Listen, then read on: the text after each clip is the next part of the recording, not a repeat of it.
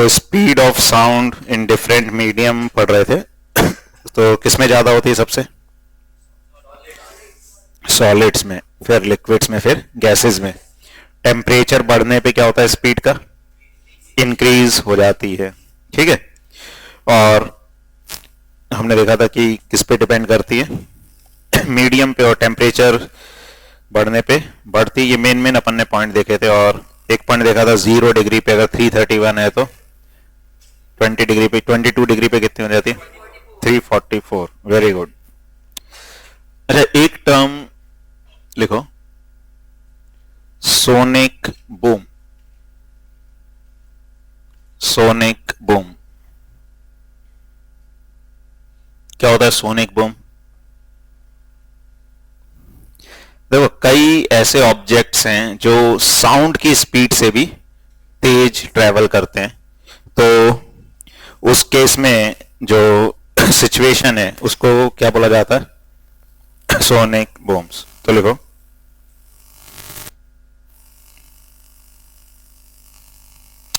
when the speed of any object, when the speed of any object exceeds the speed of sound, exceeds the speed of sound,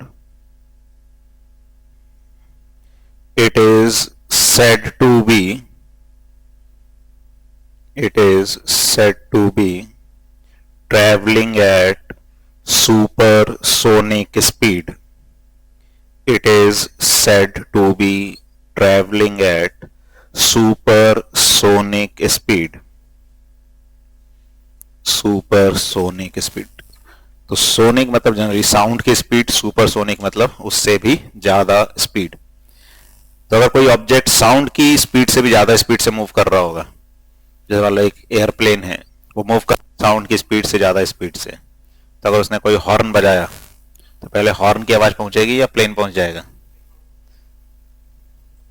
plane पहुंच जाएगा, क्योंकि plane sound की speed से भी क्या जा रहा है? तेज। तो प्लेन तो आगे निकल गया, साउंड कहाँ रह गया? पीछे रह गया। ठीक है, तो ऐसी स्पीड्स को क्या बोला जाता है? Supersonic speeds. आगे लिखो, bullets, bullets, jet aircrafts, bullets, jet aircrafts, etc. often travel at supersonic speeds.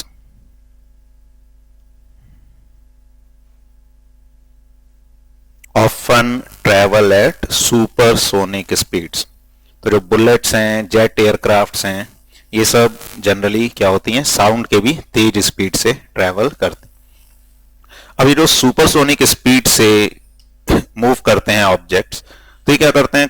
कुछ एनर्जी की वेव्स जनरेट करते हैं उस मीडियम में, जिसको बोला जाता है शॉक वेव्स। ठीक है, आगे लिखो, when a sound producing source, when a sound producing source moves with a speed, moves with a speed higher than that of sound, higher than that of sound, moves with a speed higher than that of sound, it produces shock waves in air. It produces shock waves in air. Shock, SHOCK. Shock waves in air.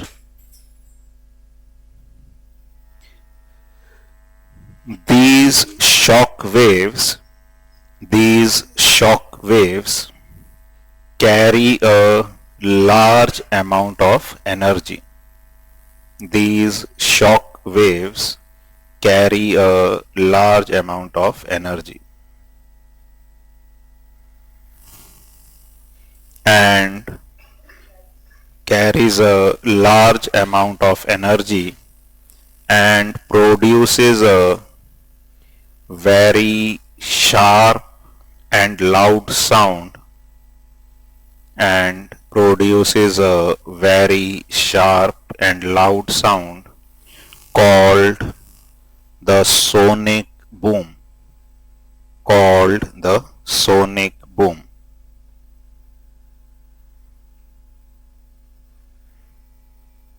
ठीक है, तो ये जब travel करते हैं तो क्या करते हैं, शॉक वेव्स जनरेट करते हैं जिनकी एनर्जी बहुत ज्यादा होती है, और उनको तो वो क्या करते हैं, एक लाउड साउंड जनरेट करते हैं जिसको क्या बोला जाता है, सोनिक बूम। और ये एनर्जी इतनी ज्यादा होती है कि इससे कांच ब्रेक हो सकते हैं। ठीक है, तो ये साउंड में इतनी एनर्जी होती है कि वो क्या कर सकते हैं, कांच वगैरह ब्रेक कर सकते हैं। तो ये इंफॉर्मेशन के लिए थोड़ा सा पता होना चाहिए।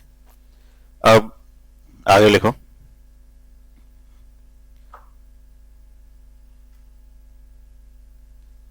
Reflection of sound, reflection of sound.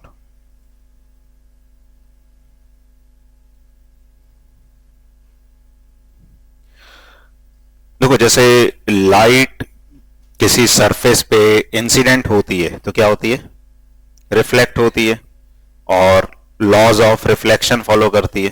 क्या होते हैं laws of reflection? Angle of incidence is equal to angle of reflection. और भी कुछ होता है?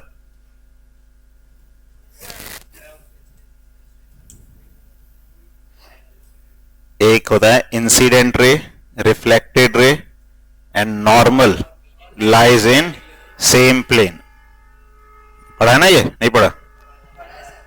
Incident ray, reflected ray and normal lies in, all lies in same plane, all lies in same plane.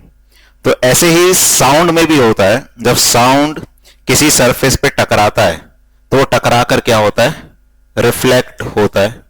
और यहां भी हम रिफ्लेक्शन की बात करते हैं। अब इसको कैसे अपन शो कर सकते हैं? जैसे अगर मान लो कोई इधर मुंह करके बात कर रहा है तो तुम्हें आवाज सुनाई देगी या नहीं देगी? क्यों? अगर स्पीकर नहीं लगे होंगे तो मान लो अगर तुम यहां आके चिल्लाओगे इसकी तरफ मुंह करके तो पीछे वालों को आवाज सुनाई देगी नहीं देगी? देगी। क्यों देगी? क्योंकि साउंड यहां गया, यहां से क्या हुआ होगा, रिफ्लेक्ट हुआ होगा, और वो रिफ्लेक्टेड साउंड कहां आएगा, अपने कान में जब आएगा तो अपने को साउंड सुनाई देगा। तो ऐसे साउंड भी क्या करता है, रिफ्लेक्ट करता है। तो लिखो, लिखो, sound bounces off a solid और a liquid, sound bounces off a solid or a liquid like a rubber ball, like a rubber ball bounces off a wall, like a rubber ball bounces off a wall.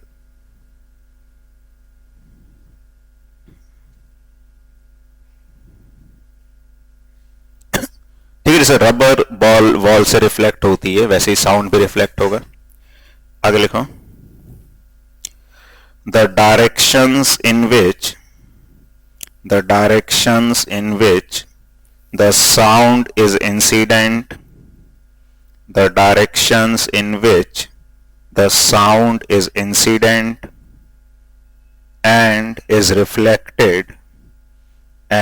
is reflected make equal angles with the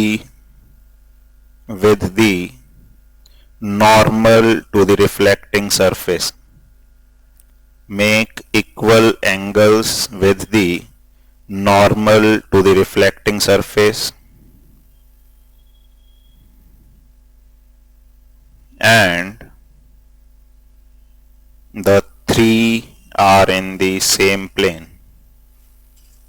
and the three are same plane. three मतलब incident sound, reflected sound and normal. ठीक है, इसको हम experimentally detect भी कर सकते हैं। जैसे ऐसे एक टेबल पे, ठीक है ना, एक टेबल को हमने वॉल से अटैच करके रख दिया। ठीक है, ये वॉल है, ये टेबल है। यहां पे हमने एक पाइप रखी, यहां पे एक क्लॉक रख दी,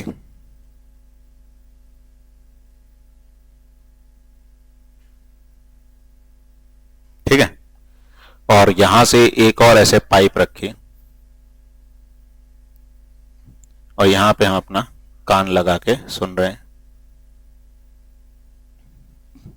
तो क्लॉक से जो साउंड आएगा वो साउंड यहां से क्या होगा, यहां जाएगा, फिर यहां से टकराएगा और यहां जाएगा। बीच में चाहो तो तुम कुछ और रख लो कि डायरेक्ट साउंड अपने को सुनाई न दे, तो अपने को ये वाला साउंड सुनाई देगा। क्यों? मतलब यहां पे तुमने कुछ रोकने के लिए लगा दिया और कोई कार्डबोर्ड लगा दिया या कुछ भी बुक रख दिया अपन ने, तो ये साउंड डायरेक्ट नहीं आ रहा अपने पास, लेकिन यहां से यहां जाएगा और अपने कान में आएगा। क्यों आएगा?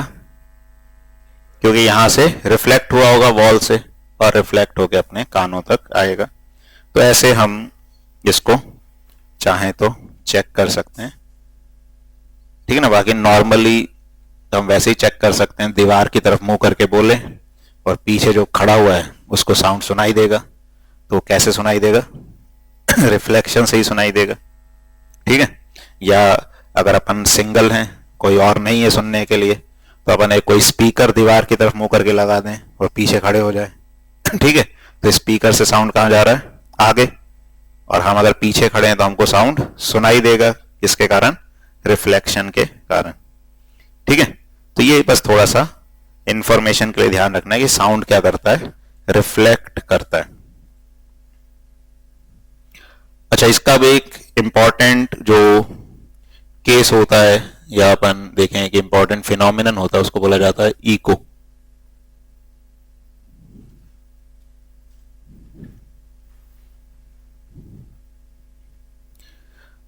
तो इको तो सबने सुना ही होगा, गूंज कैसे आती है।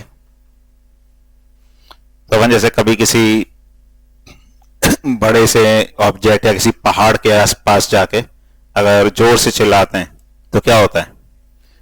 वापस से अपने को वो आवाज सुनाई देती है। तो इसको क्या बोला जाता है? इको। और ये होती किस कारण से है?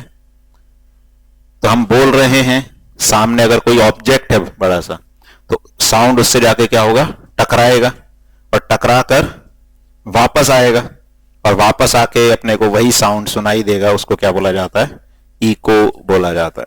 तो लिखो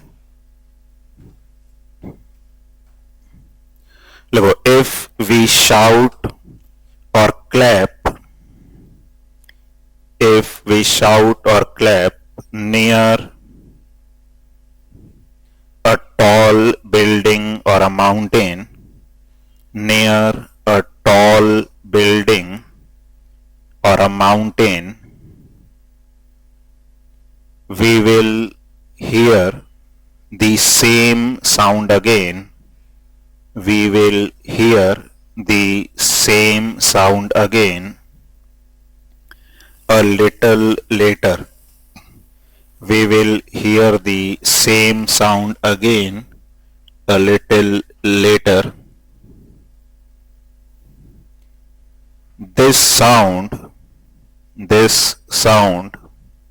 which we hear, this sound which we hear is called an echo.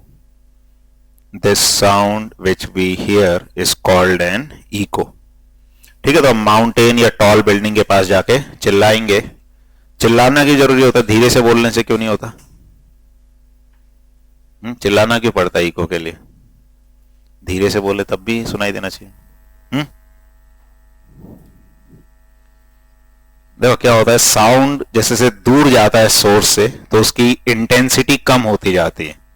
अब हम धीरे से बोल रहे हैं तो दीवार तक पहुंचने से पहले उस साउंड की इंटेंसिटी इतनी कम हो गई कि वो साउंड सुनने लायक ही नहीं रहा। अब वो टकरा के वापस आएगा तो उसकी इंटेंसिटी और कम हो जाएगी, तो हम सुन ही नहीं सकते हैं। इसलिए हमको क्या करना पड़ता है? चिल्लाना पड़ता है, जिससे साउंड की एनर्जी क्या हो? ज्यादा। तो ज्यादा एनर्जी से साउंड जाएगा तो जब वो लौट के आएगा तब भी उसके पास क्या रहेगी? सफिशिएंट एनर्जी रहेगी जो हम सुन सकते हैं, ठीक है। इसलिए चिल्लाना पड़ता है।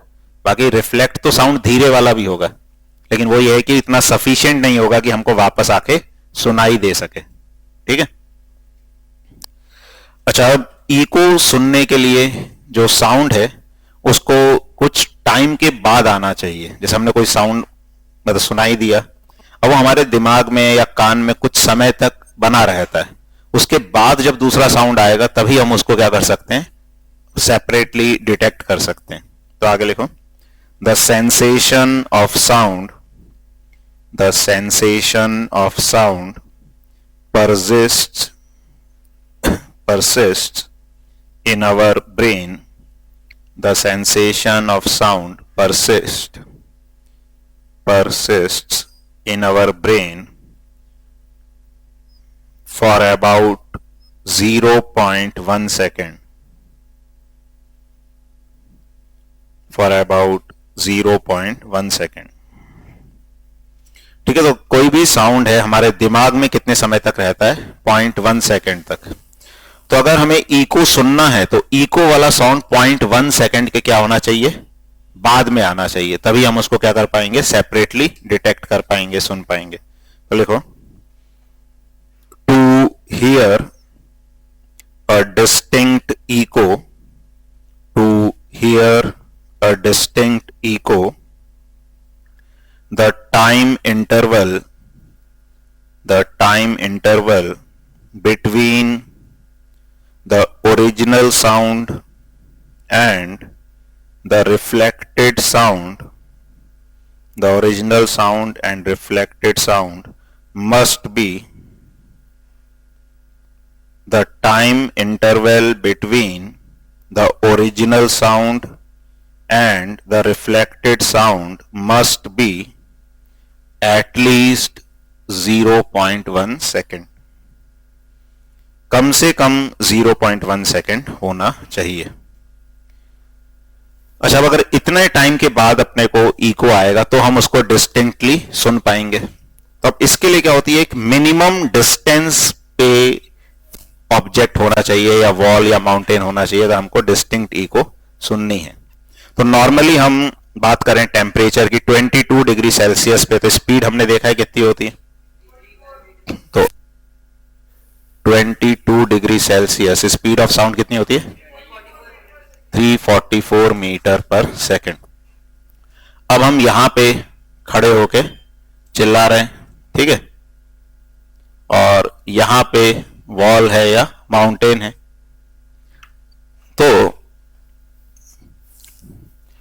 अगर मान लो ये वॉल या माउंटेन डी डिस्टेंस पे है, तो साउंड पहले कहां तक जाएगा, इस वॉल तक जाएगा। जाने में कितना टाइम लेगा, D by V, D distance है, ट्रैवल करना है, कितनी स्पीड से करना है, वी स्पीड से। तो जाने में कितना टाइम लगेगा, डिस्टेंस अपॉन स्पीड। फिर आने में कितना टाइम लगेगा, इतना ही लगेगा, डी बाई वी। तो जो टोटल टाइम होगा आने जाने का,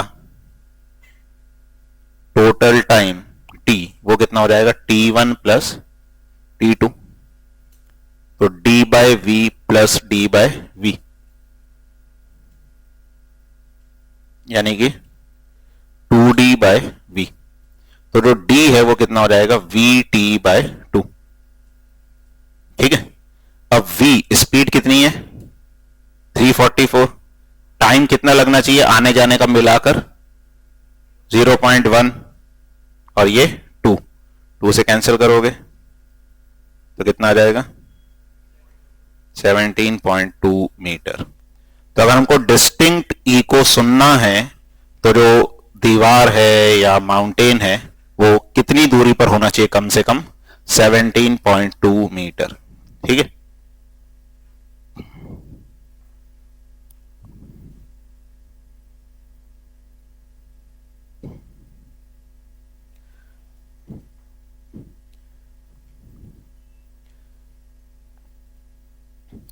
ठीक है। तो इसमें लिख लो, the minimum distance of the obstacle, the minimum distance of the obstacle from the source of sound the minimum distance of the obstacle from the source of sound to hear a distinct echo, to hear a distinct echo is 17.2 meter, is 17.2 metre. ठीक है, तो जो source of sound है उससे जो reflecting surface है उसकी minimum distance कितनी होनी चाहिए, 17 पॉइंट, उससे ज्यादा है तब भी चलेगा। इसीलिए नॉर्मली हमको घरों में, कमरों में इको सुनाई नहीं देती है, क्योंकि घरों की जो ज्यादा से ज्यादा विड्थ होगी कितनी, 3 मीटर 4 मीटर करीब मान लें, 1 मीटर करीब इतना होता है। ठीक है, तो 10 मीटर भी मान लें इसका 10 गुना, ठीक है, तो भी सफिशिएंट लेंथ नहीं है। ठीक है, तो 17 मीटर अपने को विड्थ चाहिए। ठीक है, 1 मीटर में कितने फीट होते हैं, 12 फीट होते हैं।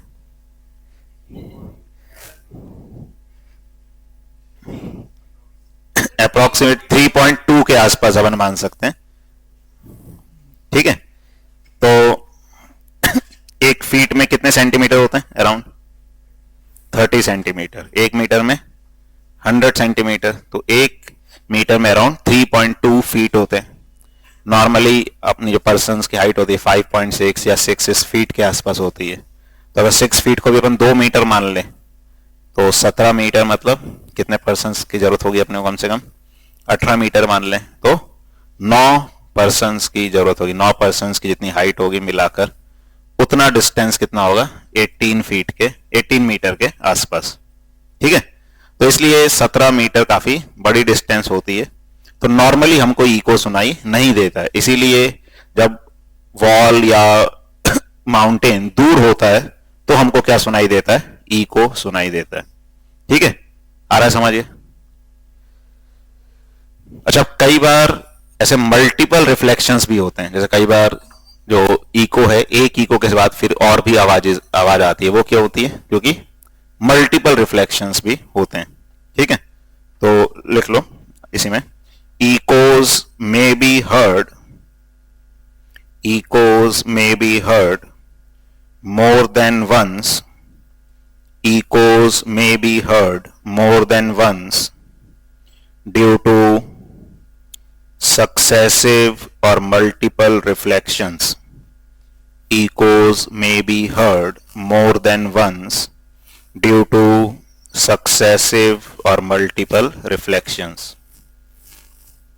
ठीक है, बार बार रिफ्लेक्शंस हो रहे हैं तो इको एक से ज्यादा बार भी सुनाई दे सकता है। अच्छा, टेम्परेचर चेंज होने पे ये जो डिस्टेंस हमने फाइंड की, इसमें कुछ फर्क पड़ेगा या सेम रहेगी?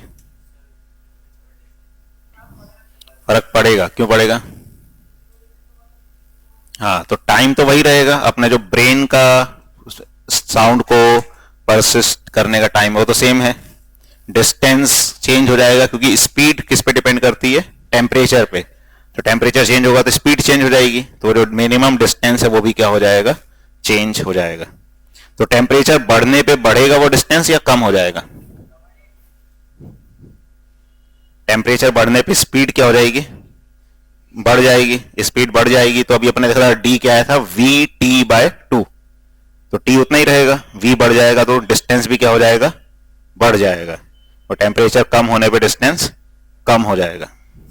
टेम्परेचर बढ़ने पे मिनिमम डिस्टेंस बढ़ जाएगा, टेम्परेचर कम होने पे कम हो जाएगा। ठीक है। अच्छा, मल्टीपल रिफ्लेक्शंस का एक एग्जांपल ये भी होता है, जो रोलिंग थंडर्स हैं जिसमें खूब आवाज आती है, तो उसमें क्या होता है, क्लाउड और अर्थ सरफेस के बीच में क्या होता है, साउंड का मल्टीपल रिफ्लेक्शन होता है। ठीक है, तो नोट करके लिख लो।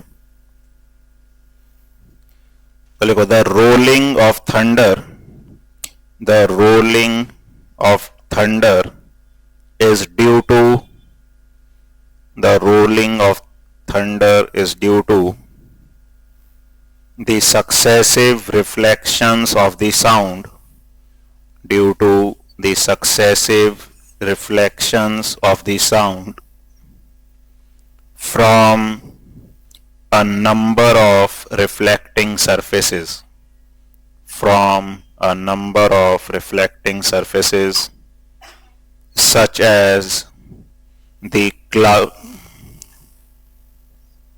number of reflecting surfaces such as the clouds and the land जमीन। ठीक है, तो जो थंडर्स वगैरह है तो क्लाउड और लैंड्स के बीच में क्या होता है, कई बार रिफ्लेक्शन होता है, इसलिए अपने को वो साउंड बार बार क्या होता है, सुनाई देता है जब इस तरह से होता है। ठीक है, तो ये थोड़ा सा इको के बारे में पता होना चाहिए। इसके बाद लिखो रिवर्बरेशन।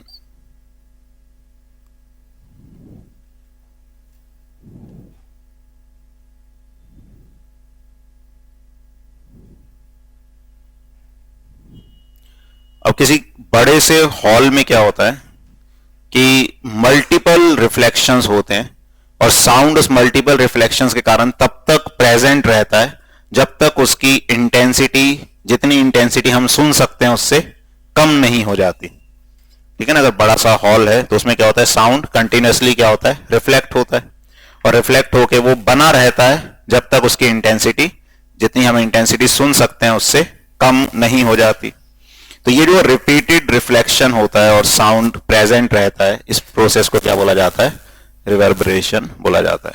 ठीक है, तो लिखो sound created in a big hall, a sound created in a big hall will persist by repeated reflection,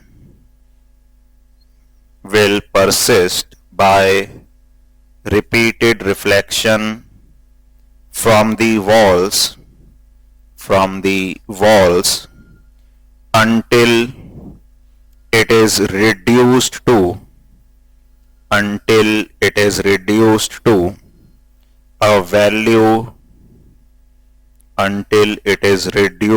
a value where it is no longer audible,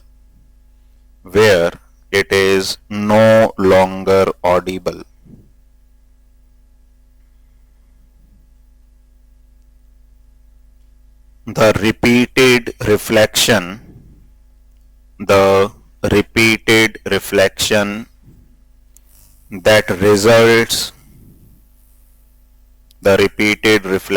that results in the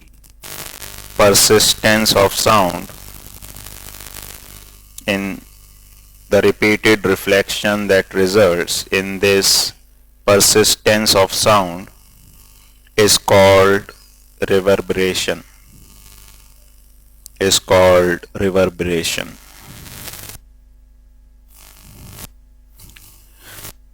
तो multiple reflections के कारण जो sound persist करता रहे तक, इसको क्या बोला जाता है, रिवर्बरेशन।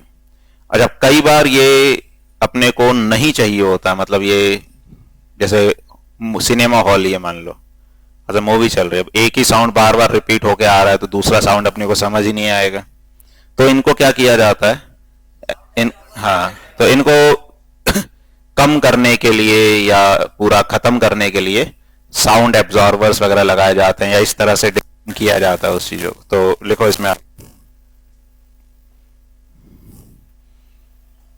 तो लिखो इन एन ऑडिटोरियम और big hall,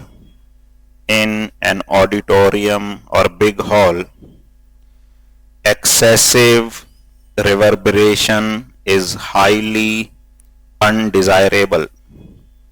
In an auditorium or big hall, excessive reverberation is highly undesirable. ठीक है, तो हम नहीं चाहते कि ऐसा हो। आगे लिखो to reduce it, the roof and walls of the auditorium, to reduce it मतलब reverberation, to reduce it, the roof and walls of the auditorium are generally covered with generally covered with sound absorbent materials, sound absorbent materials like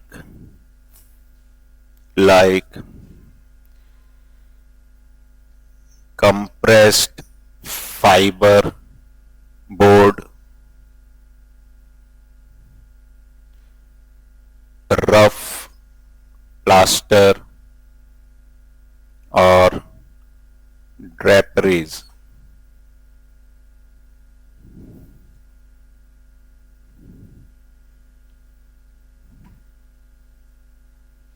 ठीक है।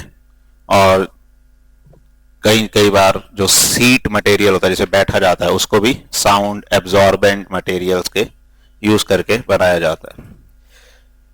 ठीक है, तो ये reverberation होता है। अच्छा, एक क्वेश्चन करो।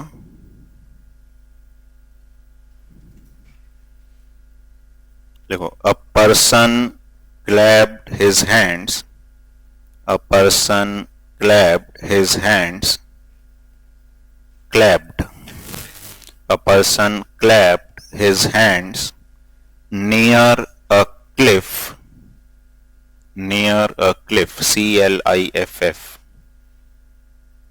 and heard the echo after 5 seconds, heard the echo after 5 seconds.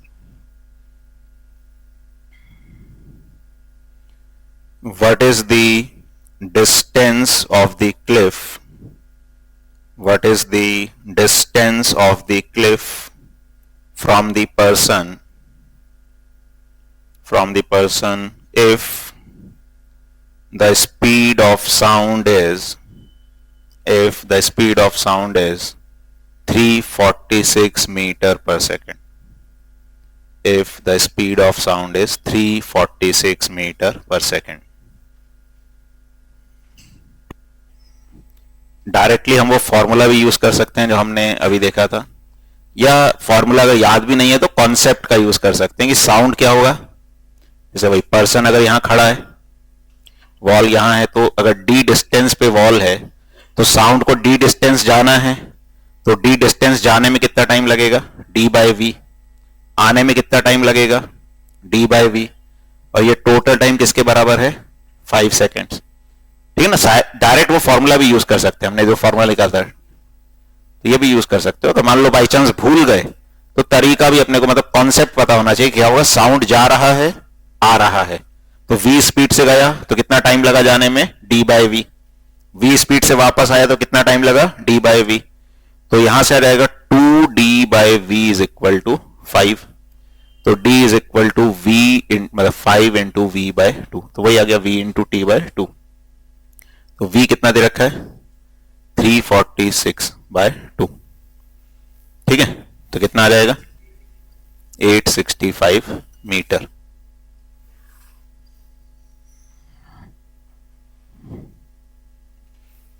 आ रहा है समझिए। अब देखो, कई बार तो क्या होता है, मल्टीपल रिफ्लेक्शन अननेसेसरी होता है, अनडिजायरेबल होता है, लेकिन कई जगह पे वो हेल्पफुल भी होता है जहां पर हम चाहते हैं कि मल्टीपल रिफ्लेक्शन हो। तो वो लिखो, देखो uses of multiple reflection of sound, uses of multiple reflection of sound.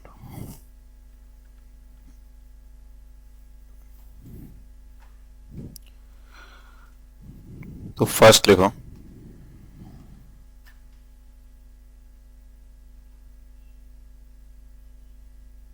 मेगाफोन्स और loud healers, horns, musical instruments,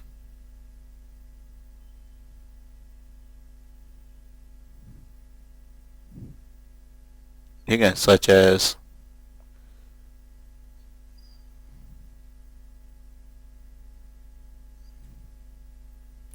trumpets and शहनाई,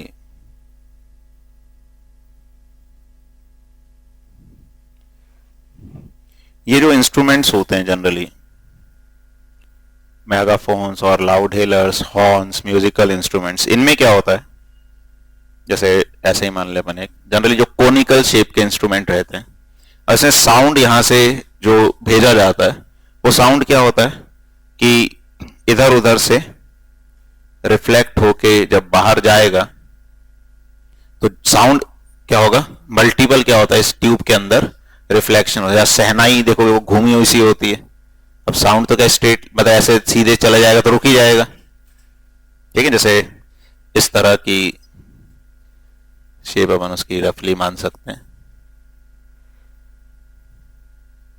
है ना, कुछ इस तरह की होती है। अब यहां से अगर हम आवाज दे रहे हैं, वो आवाज अगर रिफ्लेक्ट नहीं होगी तो यहां पहुंचेगी नहीं, वो तो रुक ही जाएगी बीच में। तो अब इसमें क्या होता है, साउंड का मल्टीपल, जैसे यहां से गया यहां से गया, फिर क्या होगा, यहां पे रिफ्लेक्शन के कारण ही वो साउंड यहां पर पहुंचता है, ठीक है। तो ये जो इंस्ट्रूमेंट्स हैं इनमें साउंड का क्या होता है, मल्टीपल रिफ्लेक्शंस होता है, जिसके कारण वो यहां से फिर बाहर एमिट होता है, ठीक है। उसके बाद सेकंड लिखो, बना लो, बनाना है।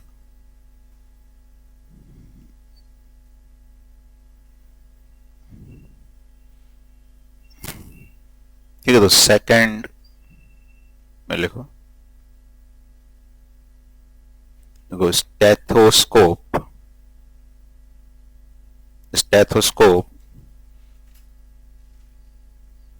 is a medical instrument. Stethoscope is a medical instrument used for listening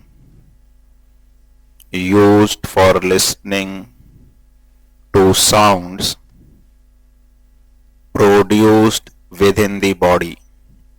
Used for listening to sounds produced within the body, mainly in the heart or lungs. Mainly in the heart or lungs.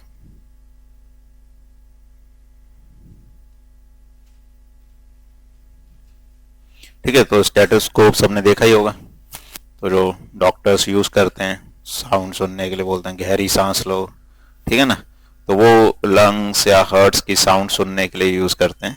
उसमें भी क्या होता है कि जैसे lungs से या heart से जो साउंड है, वो साउंड किसमें से जा रहा है, वायर में से, वायर घूमा हुआ है, तो उसमें क्या होता है, मल्टीपल रिफ्लेक्शन से ही वो साउंड कहां पहुंचता है, डॉक्टर के ईयर्स तक पहुंचता है। तो आगे लिखो इसी में, इन स्टेथोस्कोप्स the sound of the patient's heartbeat reaches the doctor's ears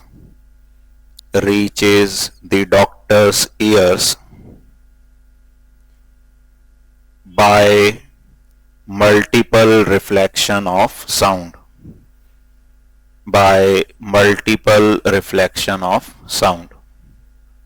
Reaches the doctor's ears by multiple reflection of sound. तो जैसे ये स्टेथोस्कोप का वायर है, तो इस वायर के अंदर क्या होता है, ऐसे मल्टीपल रिफ्लेक्शंस होते हैं, जिससे साउंड, क्योंकि वायर तो ऐसा तो है नहीं कि स्ट्रेट लाइन में कि सीधा चला गया साउंड, वायर घुमा हुआ है, तो अगर साउंड सीधा भी जा रहा है तो कहीं पे टकराएगा, अब टकराएगा तो वहां से क्या होगा, रिफ्लेक्ट होगा, और इस तरह से रिफ्लेक्ट होके कानों तक पहुंचता है, ठीक है।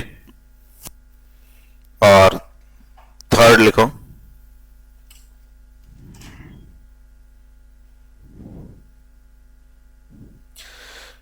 अब ऐसे जो कंसर्ट हॉल्स या सिनेमा हॉल्स वगैरह होते हैं, उसमें भी क्या होता है कि रूफ्स वगैरह को ऐसे डिजाइन किया जाता है कि साउंड रिफ्लेक्ट होके हर एक कॉर्नर तक इक्वल तरीके से पहुंचे। तो लिखो, generally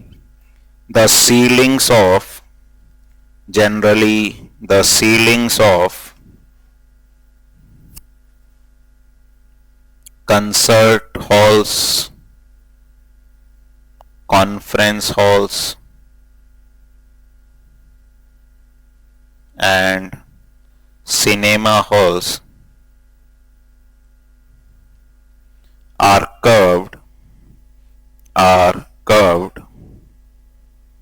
are curved so that sound after reflection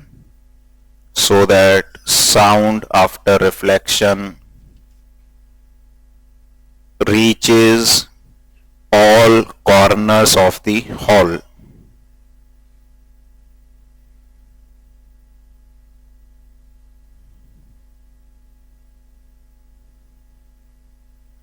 ठीक है, तो इसमें इस तरह से जनरली रहता है। जैसे ये स्पीकर है, मान लो, तो इससे साउंड जा रहा है, तो ये ऐसे कर्व्ड है कि यहाँ साउंड गया वो यहाँ पहुंच गया, यहाँ जो साउंड गया वो यहाँ पहुंच गया। ठीक है, ऐसे यहाँ जो साउंड गया वो इस तरीके से यहाँ जाने वाला साउंड यहाँ पहुंच गया। तो ऐसे कर्व्ड किया जाता है उस सरफेस को, जिससे साउंड जो है वो डिफरेंट कॉर्नर्स तक आसानी से पहुंच सके। या कई बार ऐसा भी होता है, ठीक है, तो ये अपना साउंड का सोर्स है या स्पीकर है।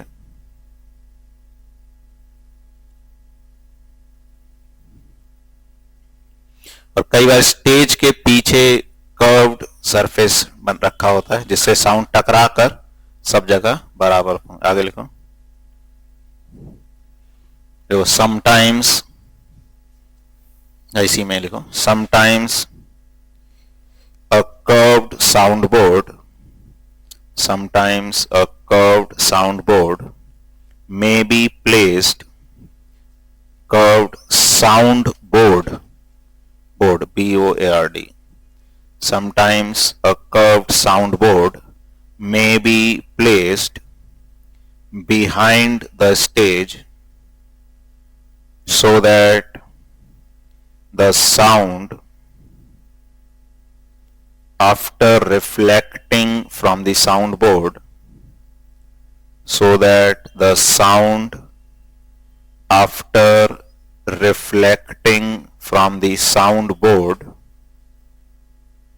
spreads evenly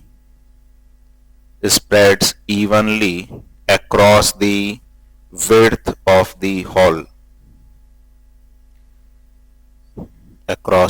Width of the hall मतलब ये जैसे साउंड बोर्ड है, जैसे कर्व्ड साउंड बोर्ड। ठीक है ना, ये कई बार फिगर्स वगैरह भी पूछ लेते हैं एग्जाम में, थोड़ा सा इनका आइडिया रखना है, या ये पूछ लेते हैं इनको कर्व्ड क्यों रखा जाता है, तो ये आइडिया। तो यहाँ पे जैसे अब सोर्स है साउंड का, मतलब ऑडियंस इधर है, बोर्ड कहाँ है, पीछे, और this is the source of sound. देखो क्या होता है, अगर ये साउंड इधर जा रहा है तो ऑडियंस के पास जाएगा तो यहां से यहां गया, यहां से यहां गया, थोड़ा सा अनइवन साउंड जाएगा। तो क्या करते हैं, एक साउंड बोर्ड रख दिया, अब इससे टकरा के वो साउंड क्या हो जाता है, ऐसे स्ट्रेट हो जाता है हर पॉइंट पे। तो जितने भी ऑडियंस है उनके पास साउंड कैसे पहुंचेगा, इवनली पहुंचेगा, बराबर अमाउंट में साउंड पहुंचेगा। ठीक है ना, अगर ऐसे ऐसे जाएगा तो क्या होगा, अलग अलग जगह पे साउंड अलग अलग तरह से पहुंचेगा, इस तरह से साउंड इवनली पहुंचेगा। तो ये साउंड बोर्ड का यूज किया जाता है। ठीक है, आ रहा है समझ? चलो इतना ही करते हैं।